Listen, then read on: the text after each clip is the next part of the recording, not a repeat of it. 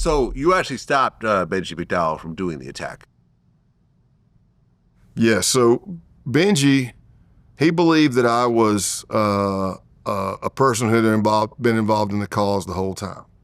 My first meeting with him was very tough because, as we spoke about earlier, entrapment issues. He kept telling me, I've got the heart, I've got the heart, I've got the heart. He was a felon. He'd already been in prison. I got the heart, I just don't know how to do it. I just don't know how to do it. Well, I can't coach him. I can't lead him down that path. So I'm telling him, I'm like, man, I can't tell you what you want to do for the cause. I'm not telling you what I did or have done. But what I'm telling you is if you need something, I can get it for you. So you need a bomb, I got that. You need a grenade, I got that. You need a pistol, whatever, however it was worded. But I was trying also there's a couple of things I was trying to do. Slow him down and make sure we got the ticket. And when I say that, what I mean is like if it's a murder for hire and you are soliciting me, you're trying to hire me, Scott, to go kill somebody. I want to make sure that Vlad is only talking to me. I don't want to leave that meeting and think that you may be going to solicit other people. We want the ticket because we got to make sure we're keeping everybody safe. Mm-hmm. So that's kind of what I was going for with that too. And he had told me that he had already been locked up in prison and all the locals knew him in this county he was in. It was near Myrtle Beach, South Carolina. Actually, he lived near Conway, but going towards Myrtle Beach. And I kind of pointed out to him, I'm like, well, if you're that well known here, why would you want to, if you're saying they watch you, they know you, wouldn't you want to maybe do it somewhere else? So when we left the meeting that night, I briefed up the team. I'm at the hotel bar because my flight's the next morning to go home or whatever. And he calls me, Benji does. And he says, I liked what you said about the locals knowing me here. He said, so I'm going to look for something a little farther out. But in the meantime, you think you could hook me up with a 40? And I didn't miss a beat. I said, yeah, what do you want? Glock, Sig? What's your flavor, man? He's like, I think I'd like a Glock. I let him tell me what he wanted, how many rounds he wanted, because a felon in possession, each round is a count. So if you have 45 bullets, that's 45 counts of felon in possession, right? So he said all that. Meanwhile, we're working up stuff, but I'll tell you what I did say, Vlad. I'm not a guy that, I'm not, sometimes you run into people and it's not a bad thing, but they're like, this is the worst person ever. They're going to kill everybody. This person, I'm on the opposite end. I'm skeptical. I'm like cynical, but I'm like, okay, I believe anything's possible. After my meeting with Benji, I came back to the case team and I said, I am 99.9% sure out of 100 that if I was really bad and I said, there's a camera system here, you need to take that out, we need to wait till this time of day, set up in these woods here, he'd do it. I said, but I'm also 99.9% sure from this point forward, if he plans on doing something, he trusts me and he'll call me.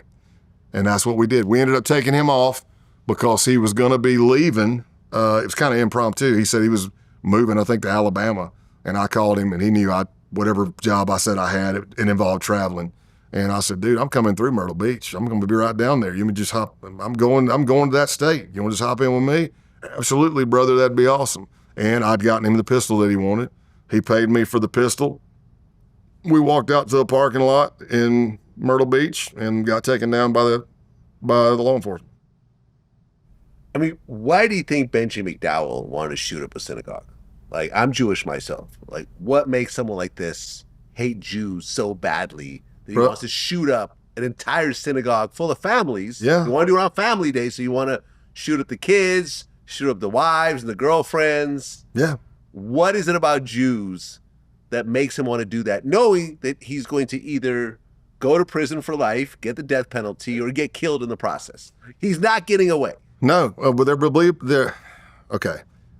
There's several ways for me to go on that because there's all kinds of tangents I could probably run off on. What I'll say is this: no matter what extremist view, whether it's far right extremism, radical jihad extremism, far left extremism, if you look at them, it kind of ends the same way. You end with an ethno-state. You end with a caliphate where you've only got your people there. And as I jokingly usually say, I go, yeah, because if we were all white, that would clearly solve everything. It would. But the only thing I can think is if you're a neo-Nazi, then you are a neo-Nazi. and you want Hitler's Germany back. And that's why they hate Jews. I mean, you can get into the old, oh, it's a Zionist government, the Jews hold all the money, the Jews run the, I mean, I've been in groups, infiltrated groups, and they're like, we hate porn. And I'm like, I remember the first time I heard it, I go, well, I mean, that's shocking. I mean, I didn't know that was a white supremacy thing. And they're like, Jewish community is the one running the porn industry. And so really? That's what they're saying. Okay. I'm not saying it's true. I'm just saying. I'm missing out on my calling. Okay. Yeah, I know, right? I'm done with this podcast. Yeah. But I don't know why. I mean, I ask. I've even asked my wife. I've asked other people, my friends that are Jewish. I go, why do they hate Jews so much, man? But do you think that these, like, I mean, because you also infiltrated the Ku Klux Klan, yep. the Aryan Nation, and so forth.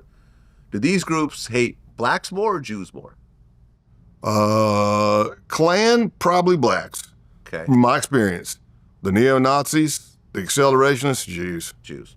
Like I was in a group. I'm not going to mention what it was because the case didn't go anywhere. But for 5 months, I was in a neo-Nazi group, heavily online. And by the way, on all extremist views, whichever one we talk about, there's a huge radicalization online. All of them are doing it, right? Of course. So I'm in this group for 5 months, and I'm reading post after post after post. I go to sleep for 6 to 8 hours. I wake up. I'm well over 1,000 posts behind because there's people from all over the world in this group. They are posting some of the most anti-Jewish stuff, anti-Semitic stuff, and they even had like they put up, I mean, it's stupid stuff, but it's these nasty cartoons, and they had like a nose chart. Based on the nose, you could tell how Jewish the person was. Well, I finally met the leader of the group. Hell, he didn't even pass the test on the nose card. You know, and I look at him like, I'm playing my role, but I'm out in the field shooting with this guy, and I'm like, dude, this dude's got birthing hips. He doesn't look like a guy, you know, I mean, I'm like, if you're saying that a nose like that is Jewish, I'm saying you failed the test. You're not all white, right? Plus, I'll tell you this, nobody in the groups I infiltrated, and nobody was doing a 23andMe. I never met a fair-skinned, blonde-headed, blue-eyed Scandinavian dude. I'm like, I would love for this whole group to go do a 23andMe because y'all are coming back mixed. Y'all are going to want to kick your own ass, man. You know, it's just stupidity, and it's just it's hate, man. But hate begets hate. If the left does something to the right, then the right gets pissed and says, "What are we going to do to retaliate to the left?" I think people need to come more towards the middle. This is me.